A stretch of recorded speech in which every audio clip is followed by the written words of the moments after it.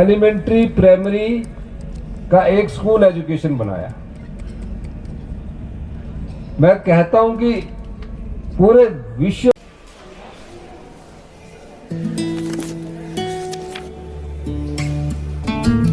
अब नहीं चलेगा।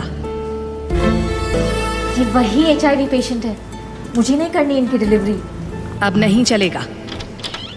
HIV के स्टेटस पर भेदभाव अब नहीं चलेगा। और वैसे भी यूनिवर्सल प्रिकॉशंस के साथ HIV फैलने का खतरा नहीं होता।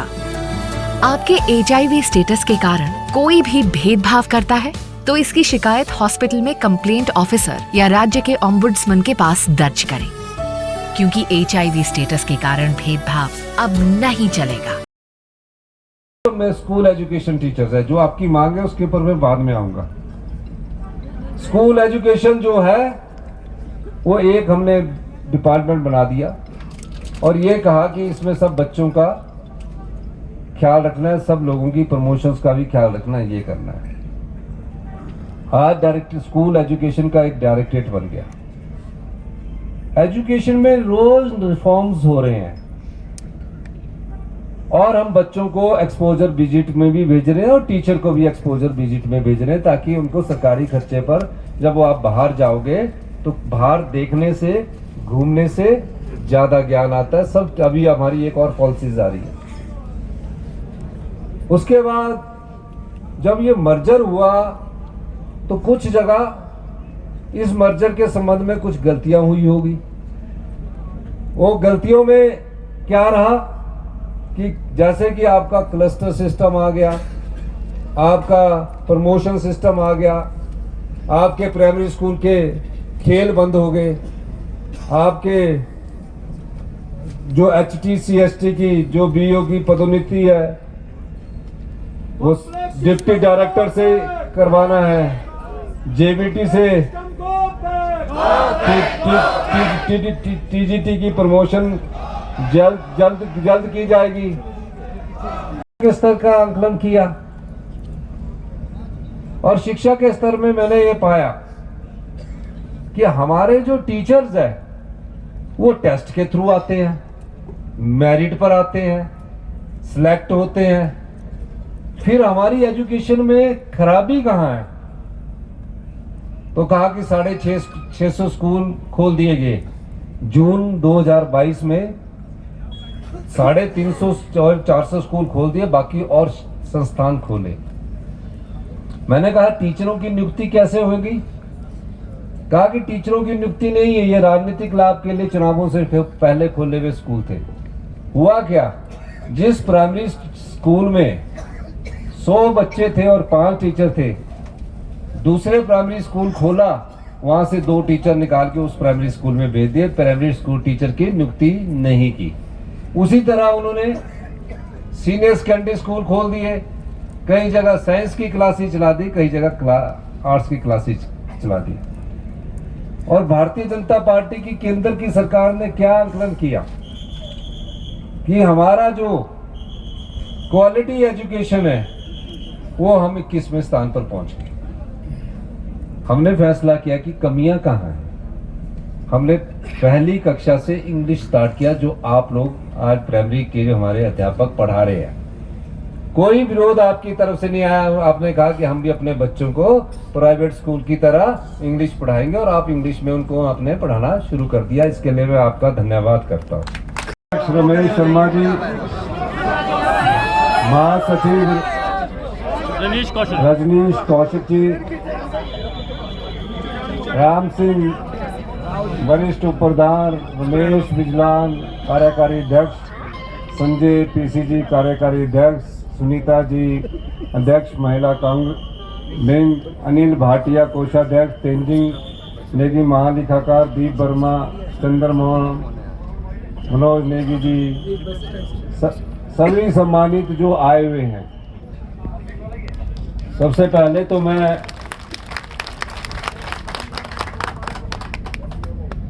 प्राथमिक शिक्षा संघ के जो सब लोग मुझे कल मिले थे, इन सब ने मुझसे अनुरोध किया था कि आपने प्राथमिक शिक्षक संघ की जो एक आम सभा होने जा रही है उसमें आपने सम्मिलित होना है।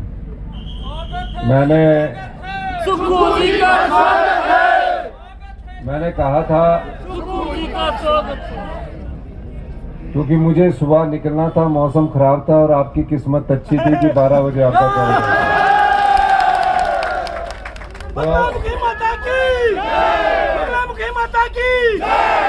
तो मैं उस संदर्भ में अभी यहाँ से आपसे बातचीत करने के बाद मैं अपने कांगड़ा जा रहा हूँ आज, क्योंकि वहाँ एक बादल फटा है और काफ़ी घरों को हमारे नुकसान पहुँचा है हमारे परिवार के लिए।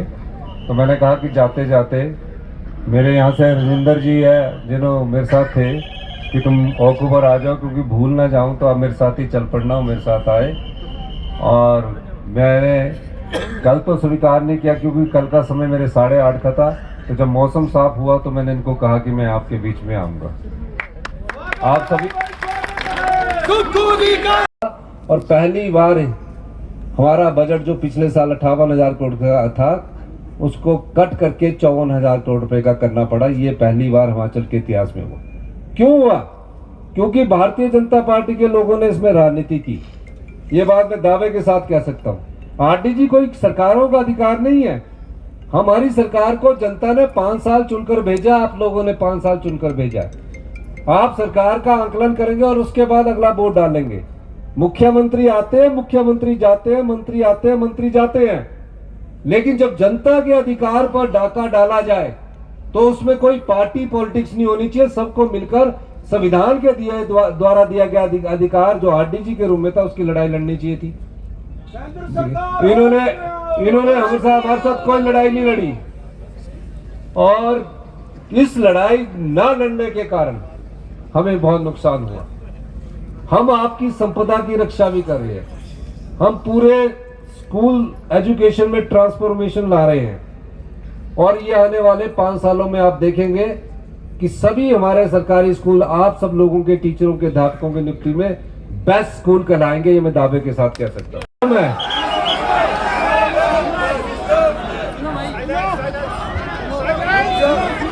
अरे भाई मैं छात्र नेता ही रहा हूँ, नारे लगाया मैंने जिंदगी और मैं छात्र नेता और युवा नेता अपने यूनिवर्सिटी में मैं अपने जीवन के अच्छे ये जो आपका न्यू कॉम्प्लेक्स सिस्टम है इसमें जो सुधार करने की जरूरत होगी, अगर इसको अमेंड करना होगा, विड्रॉ करना होगा, हमारी सरकार इस पर गंभीरता से विचार करेगी। आपकी कमेटी के साथ हम बैठ के बात करेंगे। दूसरा,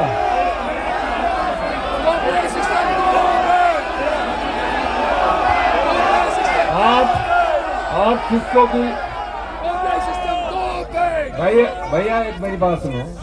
ऐसा है, आप लोगों की 5 सितंबर को होता है, उससे पहले आप लोगों की एक बैठक होगी, सबको साथ चलाना पड़ता है, ऐसा नहीं होता। और उसमें करेंगे और आपकी सस्पेंशन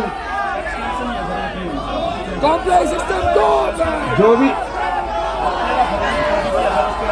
और 8 शिक्षकों की जो सस्पेंशन है, जो FIR है, इंक्वायरी है, उसको भी मैं खत्म करवाऊंगा। 12 सुनो, अंडर 12 खेल गतिविधि अगर पुनः, अरे भी क्लस्टर सिस्टम आपको मैंने कॉम्प्लेक्स सिस्टम जो है कह तो दिया। और आपकी जो खेल गतिविधियां पुनः शुरू करवाएंगे। HT CST BE क्या है, BEO की शक्तियां जो आपकी है वो जिला स्तर पर जो भी शक्तियां प्रमोशन की होती है वो हम करेंगे, उसमें कोई दो राय नहीं है। JVT से TGT की प्रमोशन जल्दी ही शुरू की जाएगी। मैं आपको विश्वास दिला रहा हूं ना, आपको विश्वास तो करना पड़ेगा। ऐसे तो इसके लिए जो मैंने आपको कहा है वो आपके जो अगर विड्रॉ भी करनी पड़ी और अमेंड भी करनी पड़ी तो और एक कॉम्प्लेक्स सिस्टम को जो कमेटी की बैठक होगी मैं तुम्हारा आपके बीच में आऊंगा इन्हीं शब्दों के साथ। हाँ बोलते इसको मैं आपका बहुत बहुत धन्यवाद करता हूँ। जय हिंद, जय माता। शर्मा जी यहाँ पे आए थे, उन्होंने जो आपका मुख्यमंत्री महोदय का यहाँ आने पर हम हार्दिक धन्यवाद करते हैं। उन्होंने यहाँ आकर प्राथमिक शिक्षकों का और प्राथमिक शिक्षा से जुड़े कर्मचारियों का दर्द देख लिया है और हमें पूरी आशा है कि वो उस दर्द को देखकर जो हमारी मांगे हैं उनको पूरा करेंगे। लेकिन मैं यहाँ से कहना चाहता हूँ कि जब तक प्राथमिक शिक्षक संघ की मांग पत्र पर उचित कार्रवाई नहीं होती है, न्यू कॉम्प्लेक्स सिस्टम को विड्रॉल नहीं किया जाता है, प्राइमरी टीचर्स के राइट्स जो हैं वो सुरक्षित नहीं होती हैं, प्राइमरी टीचर्स के जो खाली पद हैं, नर्सरी टीचर्स के जो खाली पद हैं, अन्य जो हमारी मांगे हैं, चाहे जेबीटी से टीजीटी प्रमोशन है, चाहे हायर ग्रेड पे का लाभ है, ये सब मांगे जब तक पूरी नहीं होती हैं तब तक प्राथमिक शिक्षक संघ का जो प्रस्तावित शांतिपूर्ण आंदोलन गांधीवादी सिद्धांतों पर जारी रहेगा। और आज से जो हमारा प्रस्तावित अनिश्चितकालीन क्रमिक अनशन निदेशालय में है वो भी जारी रहेगा।